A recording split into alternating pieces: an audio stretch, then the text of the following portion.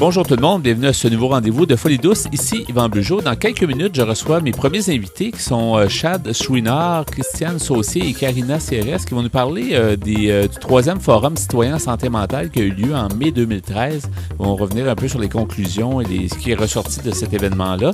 On aura ces gens-là dans quelques instants. À l'Espresso, il sera question de qu'est-ce que le génie.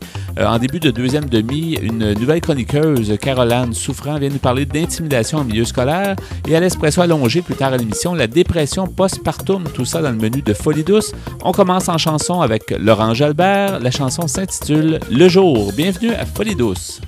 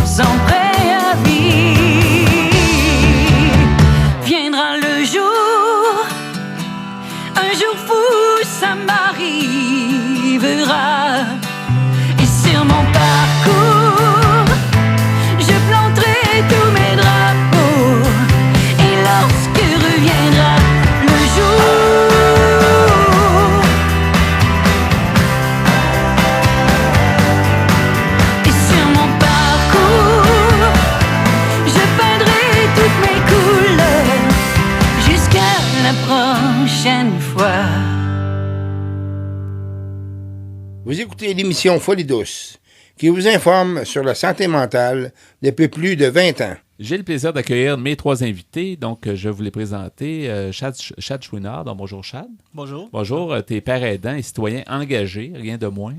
Tu participes aussi à Reprendre pouvoir. Tu as beaucoup de projets au niveau de la santé mentale. Donc, oui. Très engagé. Je suis dernièrement engagé pour le PIRAP, qui est programme international de participation active au niveau de la recherche. Ah, c'est intéressant. Oui. C'est intéressant. Et je reçois aussi Christiane Saucier, donc organisatrice communautaire au C3S Pointe de l'Île, donc de la Pointe de l'Île. Donc, bienvenue à l'émission Folie douce. Merci, bonjour. Merci d'être là. Donc, Karina CRS aussi, qui est conseillère aux projets spéciaux et à la gestion de la Société québécoise de schizophrénie, communément appelée SQS, donc on connaît bien. Oui, Donc, bonjour. Bienvenue à l'émission. Merci. On va aujourd'hui parler ensemble des actes, en fait, du 3e Forum citoyen en santé mentale qui a eu lieu au mois de mai 2013, auquel on avait participé. On avait eu la chance de faire une émission en direct sur place. C'était très intéressant. Mais cet événement-là a donné, finalement, il y a eu des conclusions qui sont ressorties. Puis c'est un peu pour ça qu'on vous reçoit aujourd'hui à l'émission Folie douce. Donc, j'aimerais ça d'abord faire un premier, peut-être avec Christiane, faire un retour un peu sur l'événement. Donc, qu'est-ce que c'était justement ce forum-là citoyen qui portait d'ailleurs un sous-titre, là, un toit, un quartier, notre communauté? Bien, effectivement, c'était le 3e forum citoyen. C'est venu d'une initiative de l'Institut de santé mentale de Montréal. Ouais. Donc, au départ, mais rapidement, les gens se sont mis ensemble avec un comité de personnes qui viennent de divers horizons. Donc, du communautaire, des citoyens engagés comme Chad, des gens qui vivent des situations de santé mentale, des gens de C3S. Je pense que j'ai fait à peu près le tour. Il faut dire que c'est le 3e aussi, comme on disait. C'est le 3e, il y en a eu 2 effectivement. précédemment. Là. Oui, c'est venu vraiment de cette initiative-là. Et donc, le 3e devait aller un peu plus creux au niveau du logement, donc de l'accessibilité du maintien au logement à travers 3 axes différents. Oui. Donc... Et c'est important, le logement. On en parlait lors je pense qu'il y en a beaucoup, il y a eu beaucoup de discussions par rapport à ça, mais on le sait dans la société, le logement, avoir un chez-soi, c'est très important. Donc, ça, c'est... Ouais. Effectivement, quand on parle de pleine citoyenneté, quand on a un chez-soi où on se sent en sécurité, qu'on a les moyens de se payer, eh bien, ça aide déjà beaucoup à s'ancrer dans sa communauté. C'est une partie de la liberté que les gens ont besoin pour mieux vivre. Puis de faire l'exercice de sa citoyenneté aussi. Oui, là, aussi. Justement, avoir une adresse civique, tout ça, pouvoir participer On activement. devient, si on veut, un citoyen un peu plus... un citoyen à part entière, un peu plus, dans le fond, c'est plus important. Du côté de Karina, donc, on peut peut-être mentionner, il y avait dans l'événement, en fait, c'était un événement d'une journée, il y avait des ateliers qui se passaient en après-midi, je pense, puis il y a eu des thématiques bien particulières qui étaient avancées. Donc, quelles étaient ces thématiques-là? En fait, il y avait 3 grands thèmes qui avaient été dégagés. Celui de vivre en appartement autonome, vivre dans une ressource résidentielle supervisée et vivre en famille. Donc, vraiment pour aborder la question de l'hébergement selon 3 axes de manière globale. Puis, effectivement, les ateliers arrivaient en après-midi. Puis, la première partie là, était davantage théorique, une mise en situation, si on veut, de la thématique. Oui. Et normalement, c'est bien de faire des forums, mais il y a justement des conclusions qui ressortent, ou en tout cas des propositions et des choses qui sont sorties. Donc, j'imagine que c'est un peu ça aussi qu'on va discuter, mais du côté de Chad, je pense que tu vas pouvoir nous parler d'une des thématiques qui est justement la vie en famille. En fait, quand on souffre d'une problématique de santé mentale et qu'on vit en même temps en famille. Donc, c'est différent. Donc, qu'est-ce que tu peux nous dire sur C'était la thématique dont je représentais durant le 3e Forum citoyen. En fait, je faisais partie du panel et puis j'ai raconté mon vécu, en fait, mon savoir expérientiel, tout ça, en rapport avec vivre en famille. En fait... Ce que je mentionnais, ce qu'on peut mentionner par rapport à ça, c'est que c'est l'important pour la famille, quand on vit une personne qui a une problématique de santé mentale, l'important, c'est d'avoir un soutien continu, même s'il est dans la famille. Oui. Parce qu'une réinsertion familiale n'est pas nécessairement une réinsertion sociale. Parce qu'on a souvent, après une hospitalisation, les gens qui vivent dans leur famille sont retournés à leur famille et puis sans service. Souvent, il y a des ruptures comme ça. Et aussi, la famille, souvent, manque de ressources aussi pour accompagner les membres de la famille. Donc, c'est important de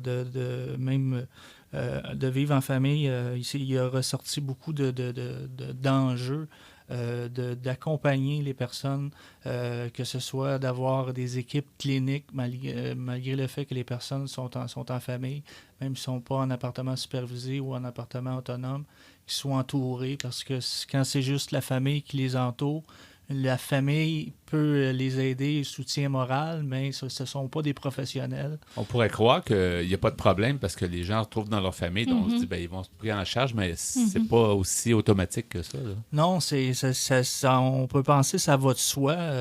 On peut penser que oui, ça va bien après une hospitalisation au départ d'un congé. Un congé définitif, le médecin, je retire ça, c'était ça, en fin de compte, ce qui s'est passé dans mon expérience. J'avais un congé définitif la première fois que j'ai eu une hospitalisation, et puis on m'a retourné dans ma famille quand même assez fonctionnelle, tout ça, qui pouvait m'aider financièrement, moralement, mais qui n'avait pas aucune connaissance au niveau des ressources, qui ne pouvait pas m'accompagner au niveau moral, au niveau soutien professionnel. Et ça l'a manqué, puis ça l'a fait en sorte que ça l'a ça a comme un peu freiné un peu mon évolution vers le rétablissement. Exactement. Ouais. Parce que j'étais comme plus en vase clos dans la famille et pas entouré de professionnels. Une des autres thématiques que tu nous mentionnais, Karina, c'est les ressources supervisées. Je pense que c'est Christiane qui peut nous en parler. Qu'est-ce qu'on peut en sortir de ça, de cette thématique-là, lors du troisième forum citoyen, justement? Bien, effectivement, les participants, qui étaient d'ailleurs autour de 160, un peu plus, c'est ça. Oui, c'est ça, se sont séparés en différents ateliers, juste pour mettre un peu de concret dans la chose. Ouais. Et lors des ateliers, quand on se penchait sur vivre dans une ressource résidentielle supervisée, c'était d'identifier les enjeux, c'est quoi les problèmes qu'on rencontre, mais aussi c'est quoi les solutions. Et il y avait 3 façons de regarder les solutions. Donc, les solutions en tant qu'individu, qu'est-ce que toi qui vis la situation, tu peux faire? Qu'est-ce que tu peux apporter? Comment tu peux contribuer à la solution? Ouais.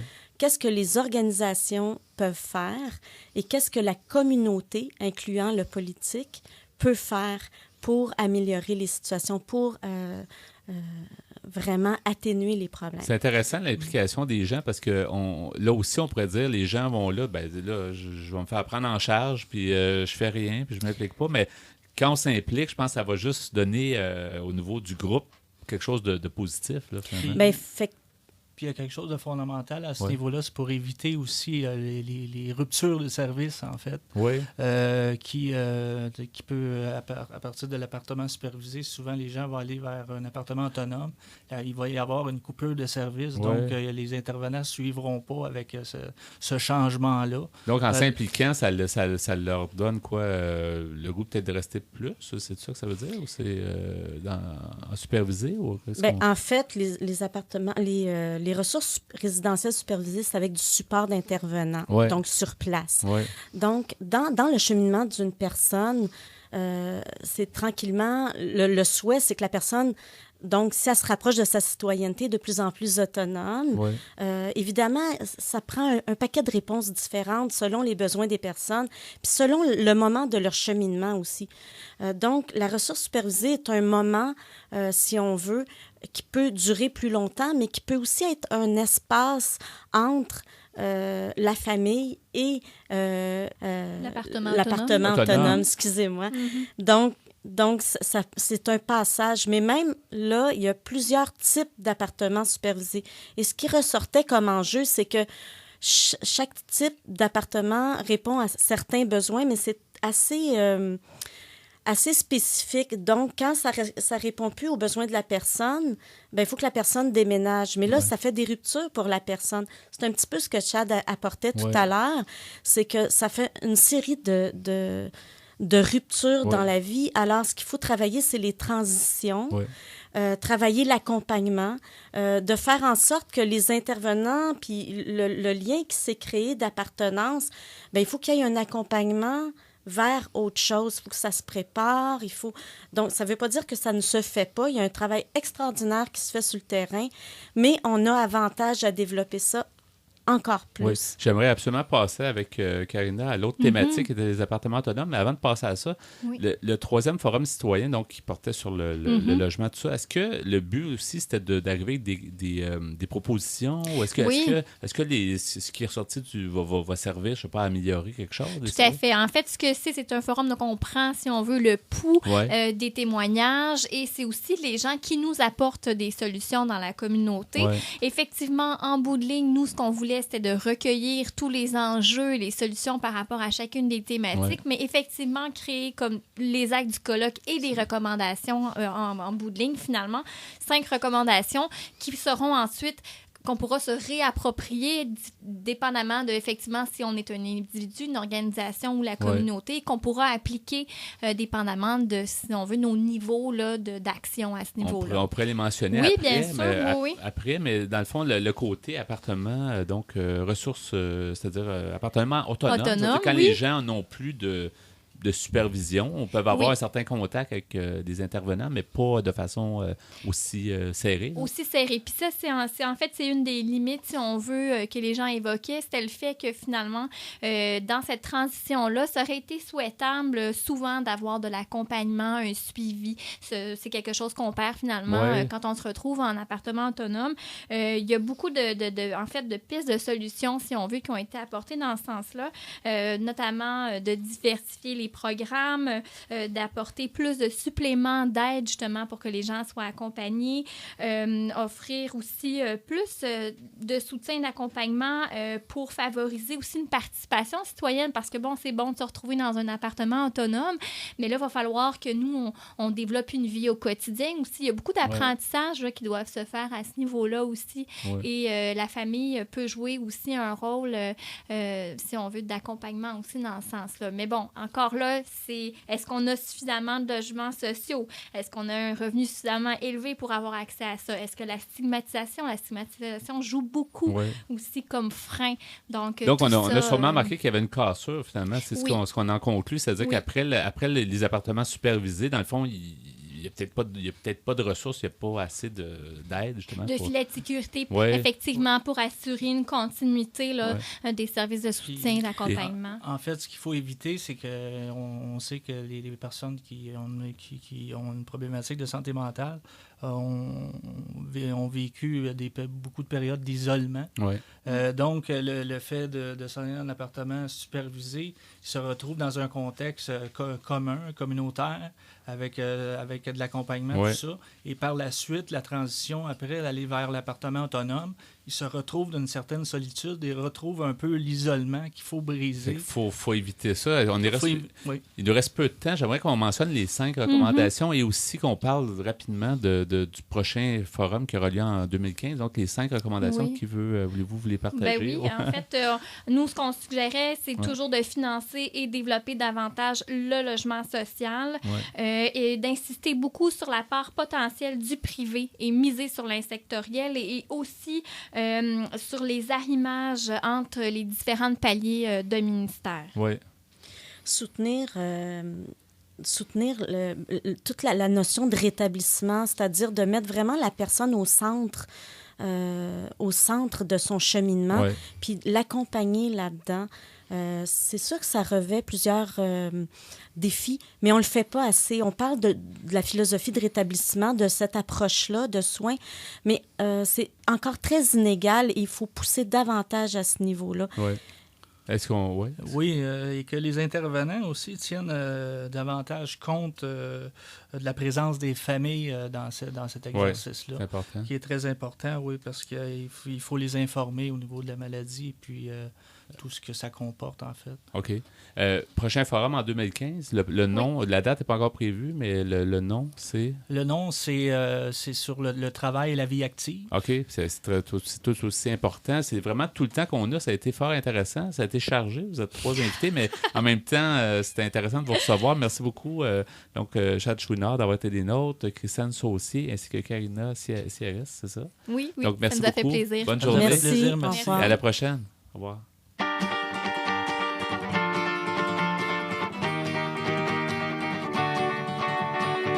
Quand je sais plus où j'en suis, quand à ma porte frappe l'ennui, quand mes rêves tombent sous le tapis, t'es là pour moi. Quand ma vie se couvre de nuages, quand je traverse les jours à la nage, quand l'espoir refait ses bagages, t'es là pour moi. Depuis que je suis haute comme ça, t'es là pour moi. La terre en va tourner sans toi, t'es là pour moi. Depuis que je suis haute comme ça, t'es là pour moi. T'es là pour moi. Quand l'amour revient me voir, quand les yeux enflamment mon regard, quand mon cœur retrouve la mémoire, quand l'amour me joue du piano, quand il me fait marcher sur l'eau, ou qu'il me fait voler là-haut, t'es là pour moi. Depuis que je suis haute comme ça, t'es là pour moi. La terre en va tourner sans toi, t'es là pour moi. Depuis que je suis haute comme ça, t'es là pour moi.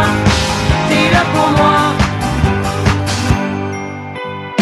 Quand je me demande quel est mon rôle, quand la vie je la trouve plus drôle, quand j'ai besoin de ton étoile, t'es là pour moi.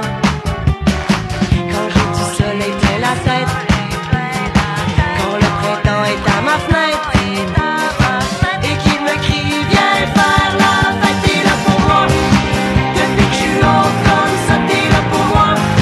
La terre en va tourner sans toi, t'es là pour moi. Depuis que je suis haute comme ça, t'es là pour moi. T'es là pour moi.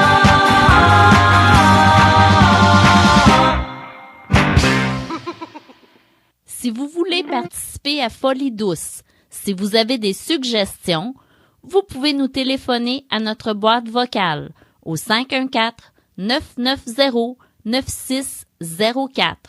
Le 514-990-9604. C'est maintenant le moment du bloc Espresso. Bonjour Pierre Laporte. Salut Yvan. Bonjour Ghislain Malo. Bonjour. Alors aujourd'hui, tu nous poses un peu une question, Pierre. Qu'est-ce que le génie? C'est ça que tu vas nous parler. Oui. C'est comment des chercheurs l'ont embouteillé comme génie qui sort Le de la génie lampe. dans la bouteille. Tu mériterais une cloche là-dessus. Oui, Alors, c'est un article qui a été écrit par un monsieur qui s'appelle Achille Weinberg, qui est journaliste en sciences humaines de nationalité française. Je vais vous lire quelques passages d'un article que j'ai pris sur le site internet sciencehumaine.com.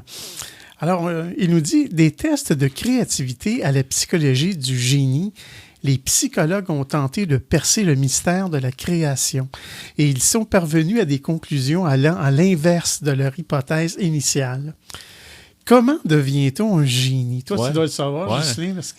Non.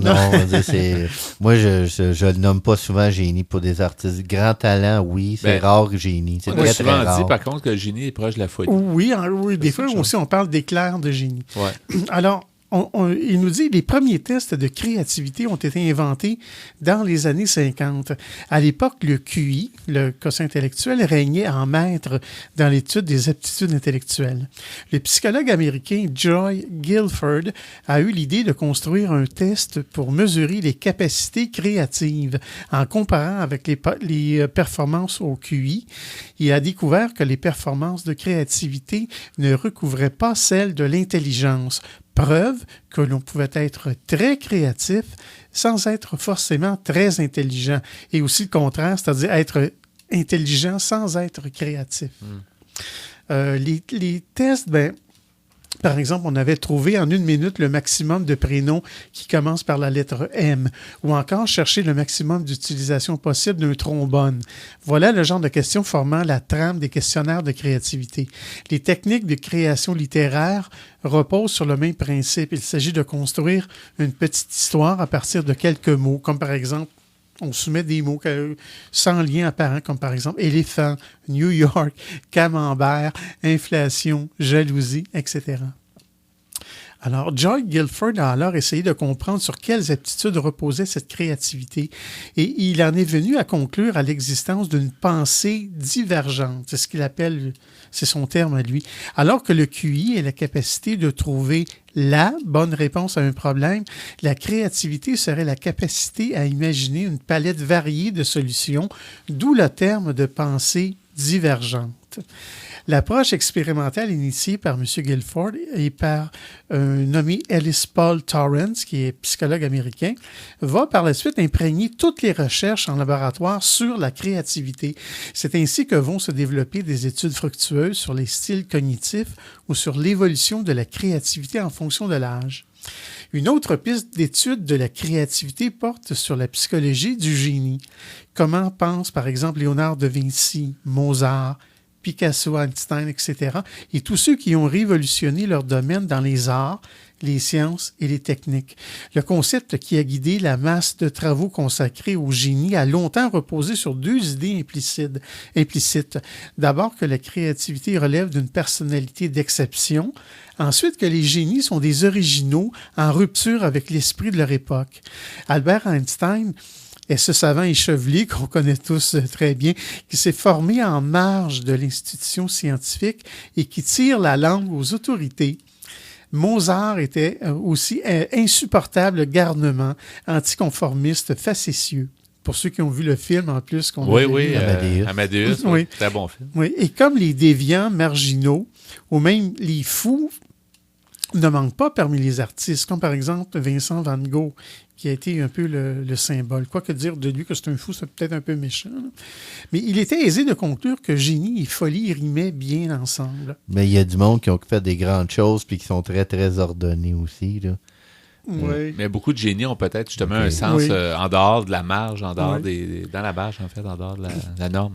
Une autre idée souvent avancée relève de ce qu'on appelle l'effet Eureka, c'est-à-dire qu'un nombre d'inventeurs, de mathématiciens, de créateurs ont décrit certaines de leurs découvertes sous la forme d'une intuition soudaine, c'est-à-dire le fameux Eureka d'Archimède. Les psychologues ont décrit ce phénomène sous le nom d'insight en anglais, une brusque réorganisation d'éléments disparates qui apparaît sous la forme d'une illumination.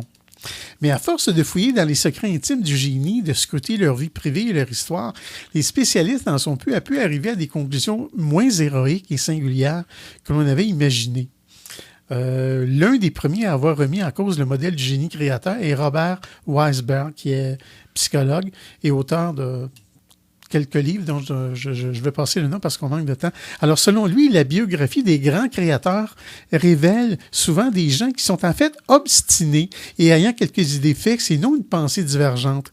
Et qui sont en fait de très gros travailleurs, contrairement à l'image du dilettante qui découvre le secret de la gravitation en voyant tomber une pomme d'un arbre. Les psychologues sont donc parvenus à la conclusion qu'il n'existe pas une, mais plusieurs formes de créativité et que les personnes les plus créatives sont celles qui combinent motivation, persévérance, originalité, plutôt qu'un seul trait, et le poids stimulant du milieu est essentiel aussi. Enfin, et que le génie, finalement, est moins extraordinaire qu'on le croit. Ce qui veut dire aussi qu'il y a un peu de génie, peut-être, en chacun de nous. Merci beaucoup pour ce beau sujet. Donc, qu'est-ce que le génie à Folie douce?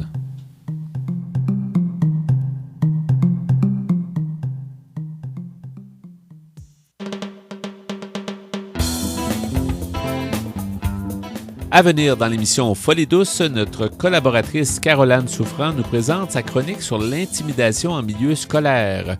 À l'Espresso allongé, nous nous intéressons à la dépression postpartum. Vous entendrez aussi en chanson Les fantômes du passé de Jonathan Pinchot et Le jour se lève de Marc Dupré. Vous souhaitez réagir au propos de l'émission, vous désirez participer à Folie douce, vous avez des suggestions, écrivez-nous par courriel à l'adresse foliedouce@antenne.qc.ca ou téléphonez-nous au 514-990-9604. Vous écoutez Folie douce, l'émission hebdomadaire qui démystifie les problématiques de santé mentale depuis plus de 20 ans. De retour au micro dans quelques instants.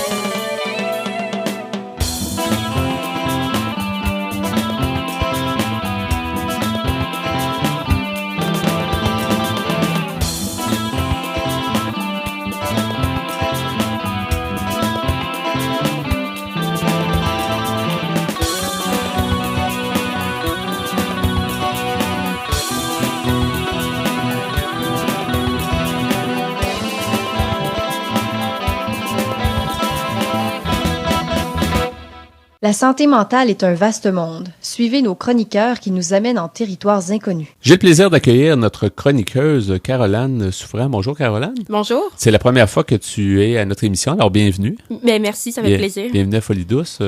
J'aimerais d'abord, on aimerait, et pour les auditeurs aussi, mieux te connaître. En fait, tu es intervenante et on veut savoir en fait pourquoi tu t'intéresses à la santé mentale, parce que c'est toi qui nous as approchés pour justement faire des chroniques. Puis je trouvais que il y avait plusieurs bons sujets que tu nous as proposés. On va en voir un tout à l'heure.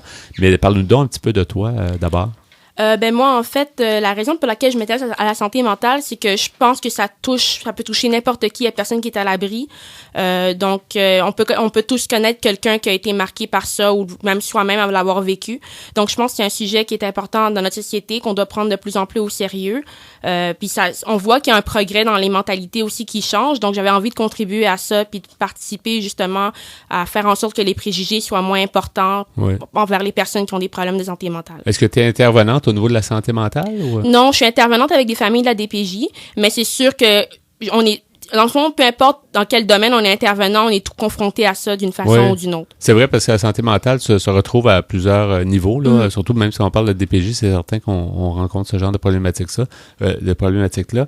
Aujourd'hui, Caroline, tu nous as amené un sujet, en fait, très, très intéressant au niveau comme premier sujet, en fait, que tu nous amènes, c'est l'intimidation en milieu scolaire. On en a parlé beaucoup, on en parle encore. Il y a toutes sortes de projets de prévention, en fait, qui ont été tentés. Comment on peut présenter ce sujet, puis on va évidemment élaborer là, pendant ta chronique, mais comment on peut débuter ça? En fait, on va commencer peut-être par définir c'est quoi l'intimidation. Oui. Donc, l'intimidation, c'est un rapport de force entre un agresseur et une victime. C'est un comportement qui est répété puis qui est continu. C'est vraiment quelque chose qui s'inscrit dans le temps, dans le but de dénigrer, de rabaisser, d'isoler, de blesser. Ça peut prendre diverses formes. Ça peut être verbal, physique, ou ça peut prendre d'autres formes aussi. Oui.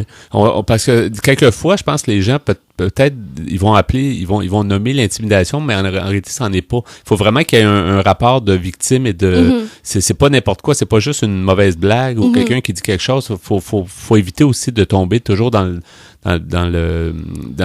mot intimidation quand ça n'en est pas, là. C'est un peu ça aussi, il faut faire attention.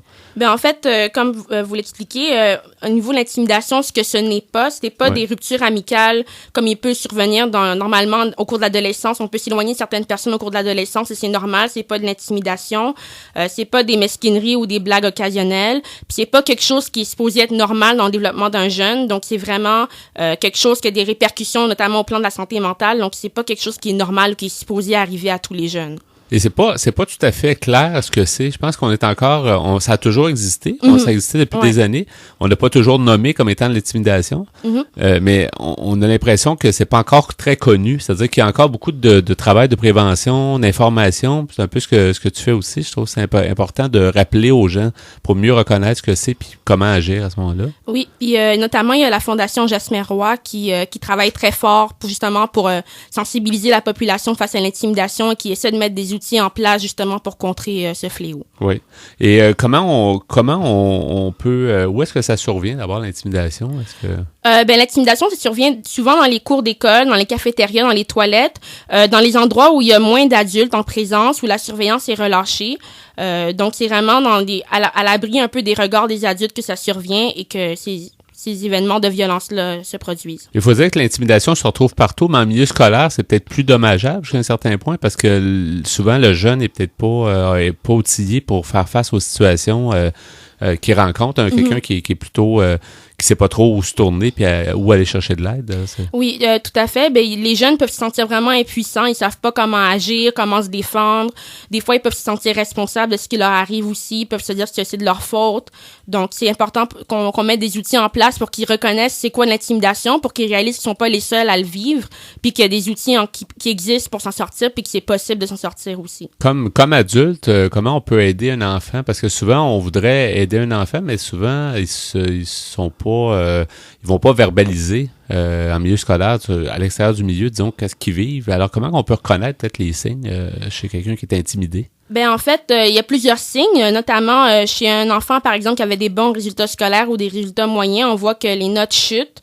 Donc, c'est pas dans l'habitude du jeune. On voit que ses résultats scolaires baissent. Un jeune qui est réticent à aller à l'école, qui est triste, qui est anxieux, qui s'isole, qui délaisse les activités qu'il aimait faire habituellement. Donc, c'est tous des signes qu'on peut remarquer quand il y a une cassure dans le comportement de la personne et qu'on voit qu'elle agit pas comme elle agissait habituellement. Oui, ça, il faut vraiment être observateur à ce moment-là, puis agir surtout.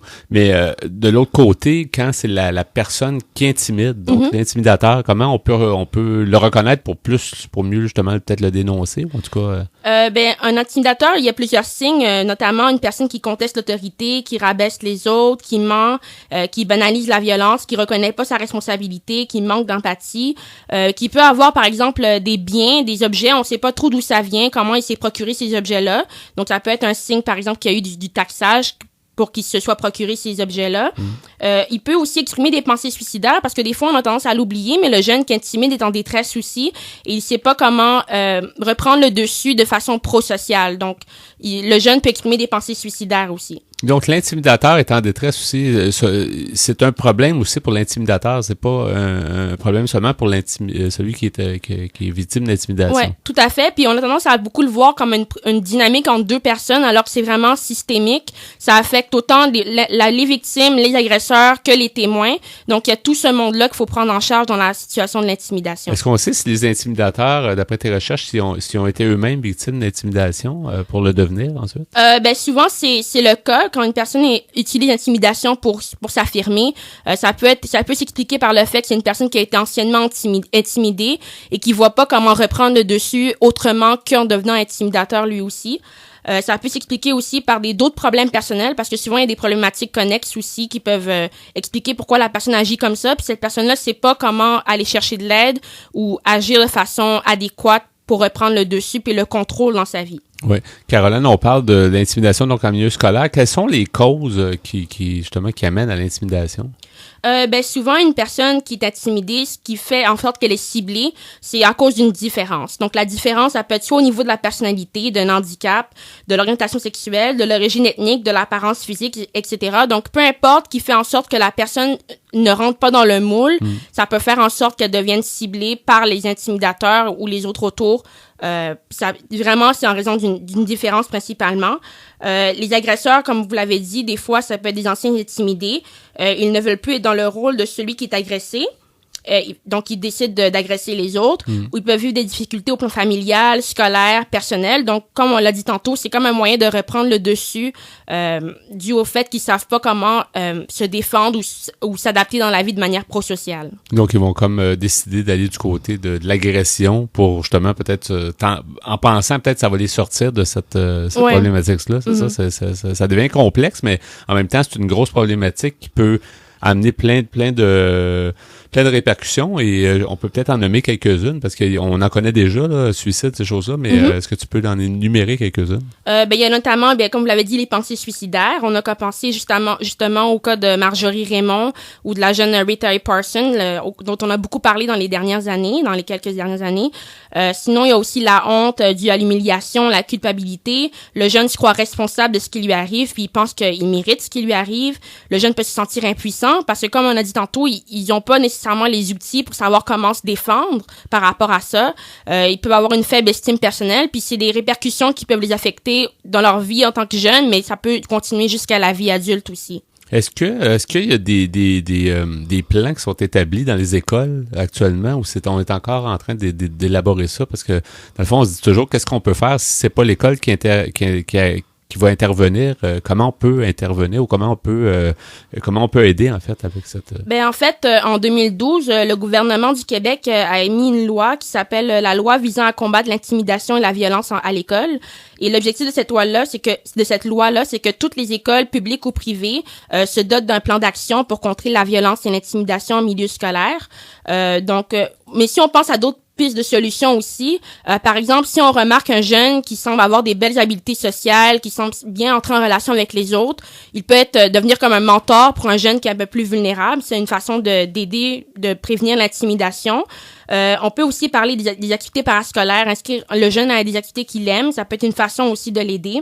Offrir du support psychosocial, parce que souvent dans l'intimidation, c'est une problématique, mais il y a souvent d'autres problématiques autour. Donc, il faut que les jeunes soient suivis par des professionnels pour les aider globalement dans tout ce qui les affecte dans leur vie.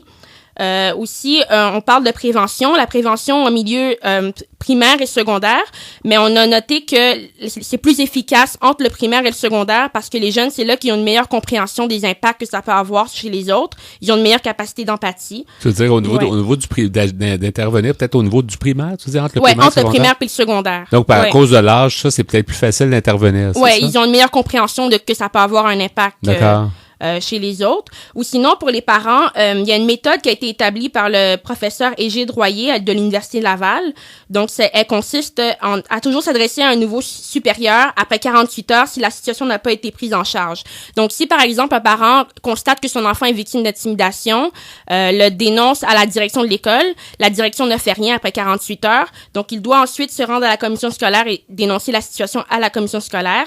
Et si ensuite, il n'y a rien qui est fait après 48 heures, ensuite se diriger vers le protecteur de l'élève de la commission scolaire. OK, donc ça existe aussi.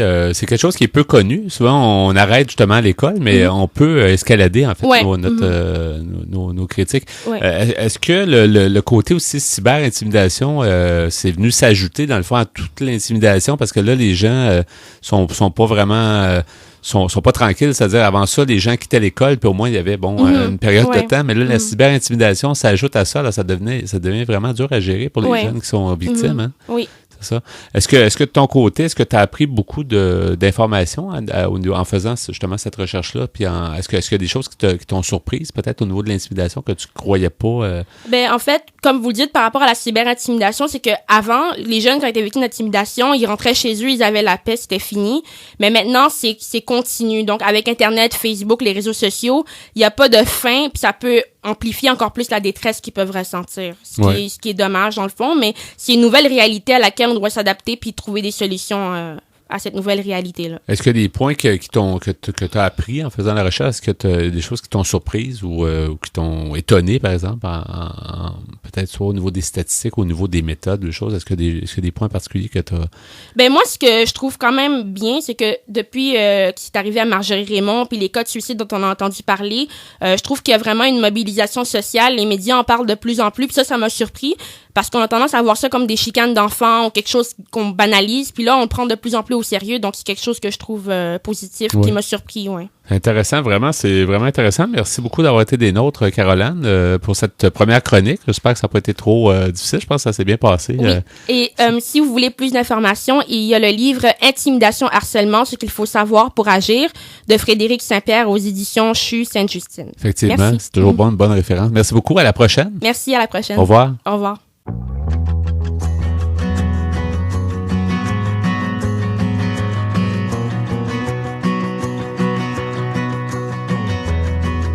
C'est drôle de te voir ici, ça doit faire une couple d'années.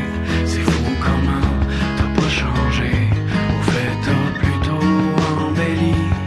Qu'est-ce que tu fais, où tu travailles? As-tu des kids, as-tu un chum? Là je suis pressé, il faut que j'y aille, mais je te laisse mon téléphone.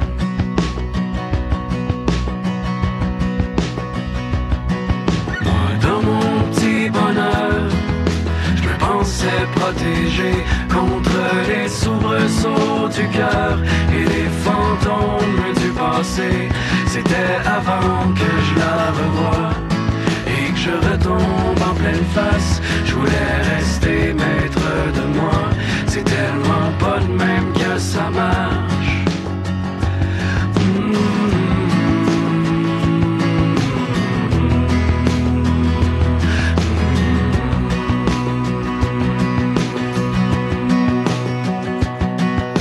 Au bout, mon vieux pirate, tu devines pas qui j'ai croisé.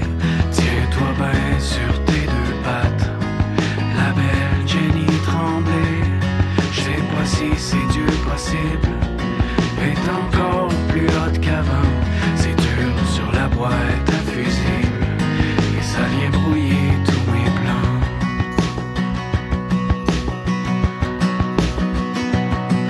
Moi dans mon petit bonheur, je me pensais protégé contre les soubresauts du cœur et les fantômes du passé. C'était avant que je la revoie et que je retombe en pleine face. Je voulais rester maître de moi,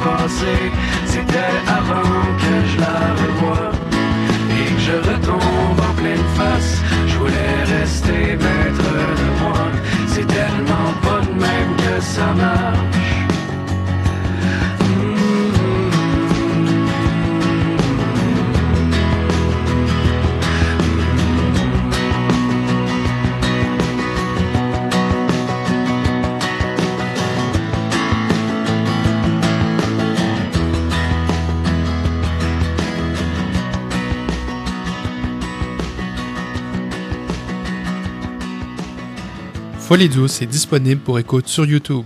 Cliquez le lien sur notre site web antenne.qc.ca. Nous sommes maintenant rendus à l'Espresso allongé. Rebonjour Pierre Laporte. Salut Yvan. Et bonjour Pierre-Justin Malo. Rebonjour. Rebonjour, encore une fois. Alors Pierre, le sujet cette fois-ci, c'est la dépression postpartum, bien connue.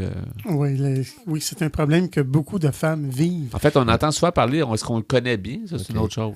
Qui va nous dire la différence, Pierre, entre le postpartum et le baby blues, ou c'est la même chose? En fait, le blues, là, c'est une forme de postpartum parce qu'il y en a plusieurs formes. Je trouve que c'est mal connu, mais beaucoup de femmes en souffrent. Je t'ai devancé un petit peu. Mais tu me devances toujours. Je pense que tu aimes ça. Mais j'ai pris les informations suivantes sur le site Internet de l'Association canadienne pour la santé mentale. Et c'est un site très intéressant. J'invite les auditeurs qui ont accès à l'Internet à s'y rendre. Je répète, l'Association canadienne pour la santé mentale. Alors, la dépression postpartum, c'est du latin qui veut dire après l'accouchement. Alors, ce qu'on dit sur le site de l'Association canadienne, c'est que les premières mentions, en fait, de la dépression postpartum remontent au 4e siècle avant Jésus-Christ. Et le fait que cet état soit connu depuis longtemps, il n'a pas toujours été reconnu comme une maladie. Par conséquent, la dépression postpartum est encore aujourd'hui mal diagnostiquée. Il s'agit d'une maladie qui se traite cependant avec succès. Plus elle est détectée tôt, plus le traitement est efficace. Ça peut aussi enlever des conséquences graves. Je ne sais pas si dans l'article ça le dit, mais oui, ça peut sûrement arriver. parce que certaines femmes tombent dans des dépressions très profondes et elles doivent absolument être traitées. Il est important d'identifier et de reconnaître les symptômes d'une dépression postpartum, qu'il s'agisse de vous ou d'une autre personne. Cela peut s'avérer difficile car les sentiments dépressifs sont souvent accompagnés de sentiments de peur intense et irrationnels. La maman peut craindre de perdre la tête ou d'être considérée par les autres comme étant inapte à être mère. Et ça, c'est une raison qui fait que les femmes vont craindre d'en parler. Il est aussi mélangé parce que c'est une période aussi de grande fatigue, parce que ça prend beaucoup de temps à s'occuper des enfants. Oui.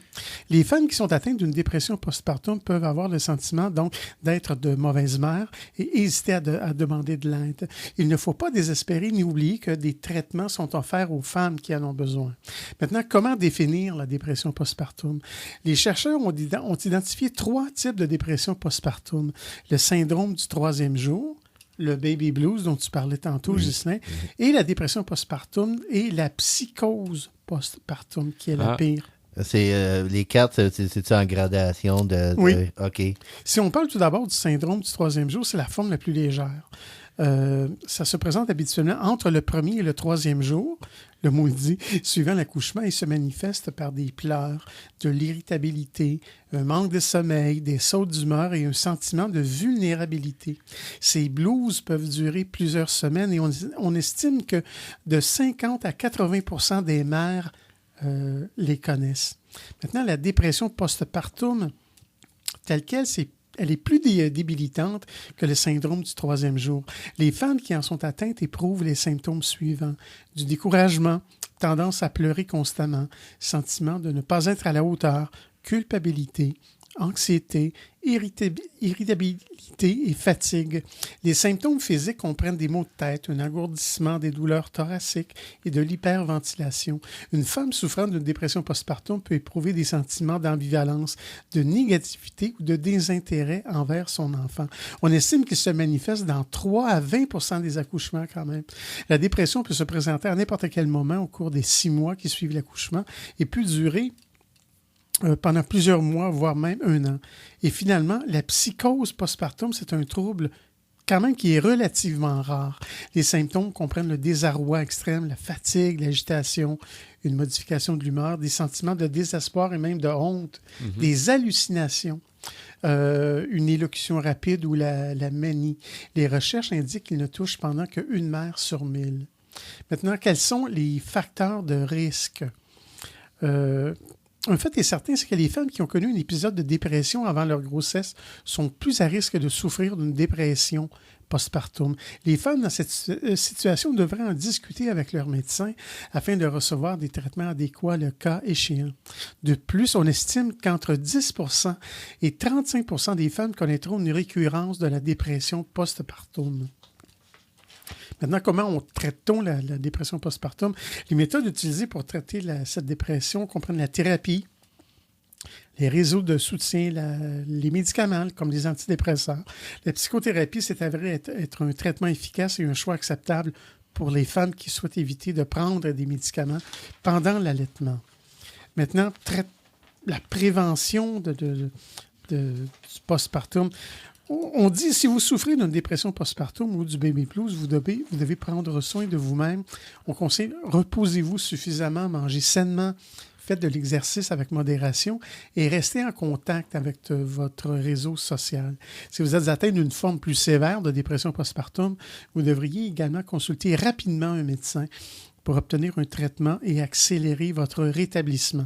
Et on dit finalement qu'il est quand même encourageant de constater que le taux de guérison de la dépression postpartum est très élevé, bien que la dépression puisse se prolonger chez quelques femmes. La plupart d'entre elles s'en remettent complètement. Et voilà. Merci beaucoup sur ce sujet, la dépression postpartum. Merci Pierre, merci Ghislain. Merci. On continue la chanson.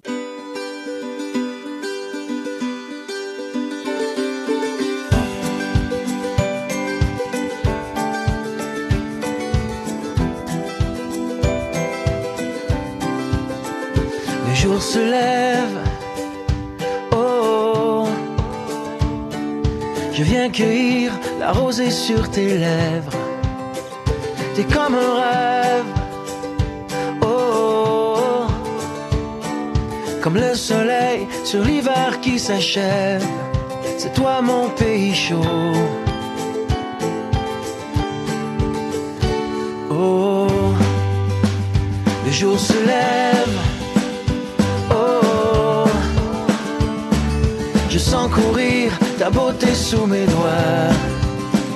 T'es comme un rêve, oh, tombé du ciel quand mon cœur avait froid. Le plus grand des cadeaux. Sûr que toi et le bonheur, vous vous ressemblez comme deux gouttes d'eau. Le temps ne me fait pas peur, car avec toi je sais qu'il fera beau, toujours beau.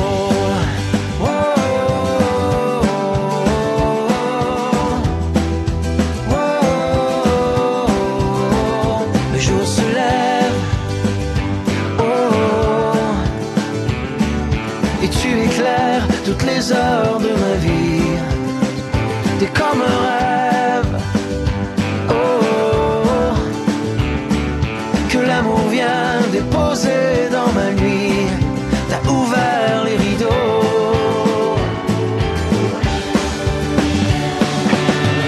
Sûr que toi et le bonheur, vous vous ressemblez comme deux gouttes d'eau.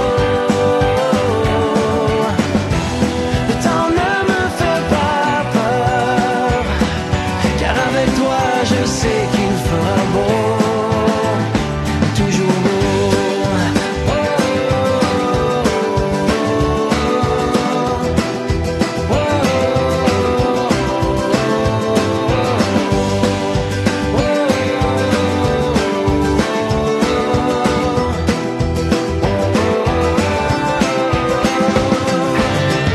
sûr que toi et le bonheur, vous vous ressemblez comme deux gouttes d'eau. Le temps ne me fait pas peur, car avec toi je sais qu'il fera beau, toujours beau.